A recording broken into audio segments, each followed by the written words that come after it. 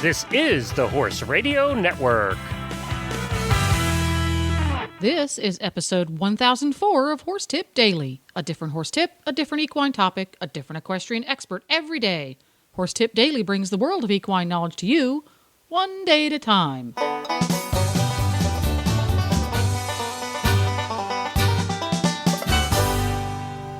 Greetings, horse people. Coach Jen here, and thanks for tuning in to Horse Tip Daily.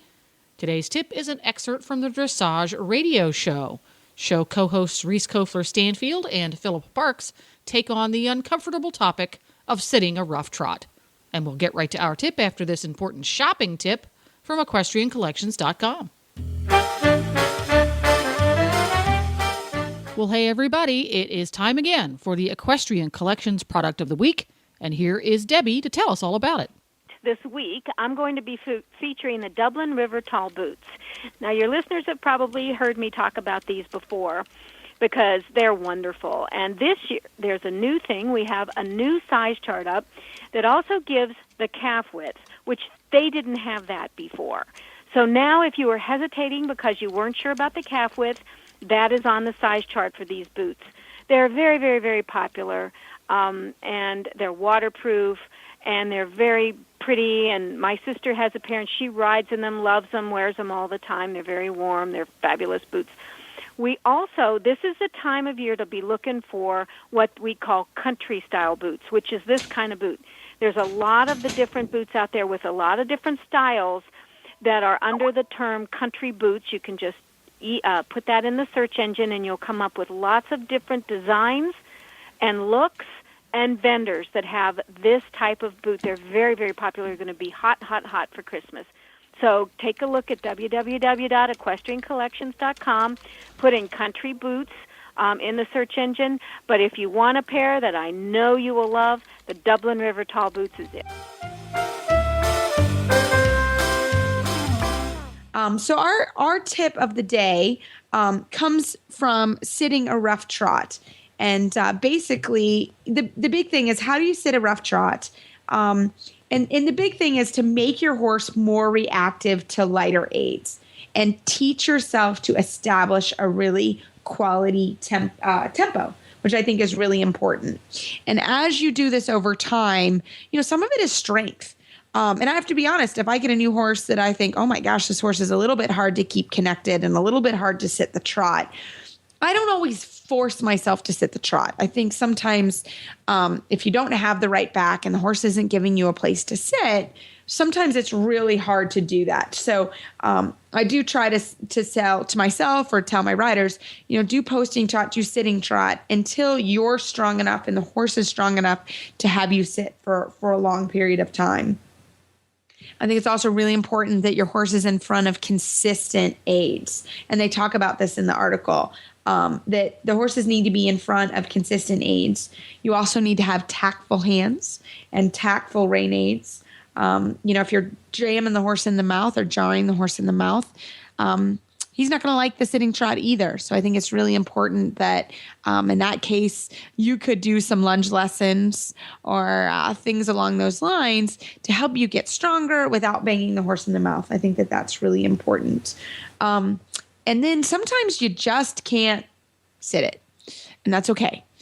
Do a transition to walk or do a transition to posting trot. Get more organized, and then go back to the sitting trot. So that was sort of the basic things that Camilla DuPont talks about in her article, which I thought was really a good way to start the discussion on how to sit a rough trot. Philip, can you add anything to this? Yeah, I think a good point from the article is to maybe think about and evaluate the horse's trot. I mean, they all trot a little bit different. They have a different feel, but you can do a lot of things to really improve the gait before you even think about starting to sit it, right? Because if you think about why is the trot tough to sit? Is this a lazy horse? Is he behind your leg? A horse, you can never sit a horse that's behind your leg. I don't care how good a rider you are. If you're having to push the horse along and try and sit, that's not going to work. The horse is not carrying you, right? Okay, so that's one thing. Another thing is, is the trot a little short and stilted, and is that what's making it difficult to sit?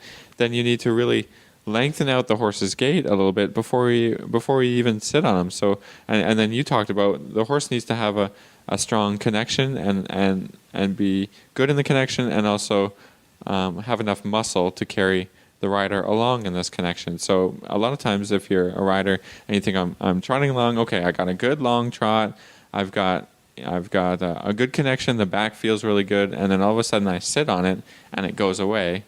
Well, then there's a lot of work that needs to be done in transitions to help that horse carry you. I mean, a lot of times a horse will feel the rider sit and then all of a sudden kind of clamp up, having nothing to do with the rider, just the horse's reaction to taking weight.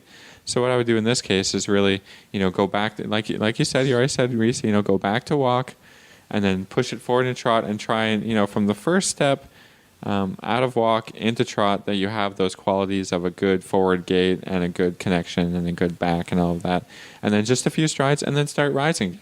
That helps to get the horse really, comfortable with carrying you before you're doing a whole ton of sitting trot at one time. And I think it's a hard thing to do, sitting trot, but it's not something that you have to force you and the horse to do, and then all of a sudden it might just get better one day, right? If you're not having a ton of success, you have to get a strategy going that will build you and the horse towards success in this area, in this idea, because they're not all just great to sit on. I mean, there's lots of horses like, I can't sit on. I have to say, okay, well, this horse needs more training, needs more muscle development, and then I can start sitting. So, but what? Those are a couple of big things that I would try and evaluate.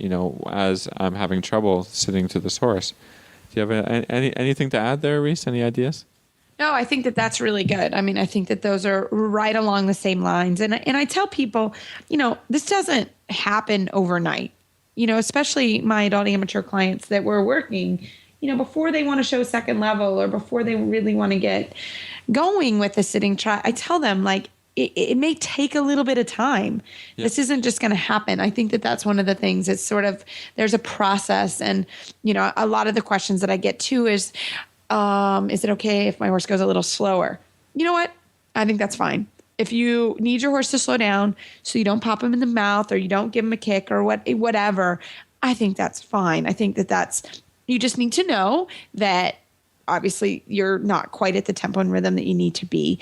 But that's okay if you need to start slower and work up. It can be a developing process. I tell people to buy themselves, the strap that I call the bucking strap, right? I mean, the one that goes on the D-rings of your saddle, sits in the middle. You can get one of those. It's not for bucking, but, if you're having trouble sitting, put your hand on that strap. Take it off. Don't throw away the rein, but you can have your rein and your hand on that strap. If you have a horse that's not going to run away, I mean, that's perfect.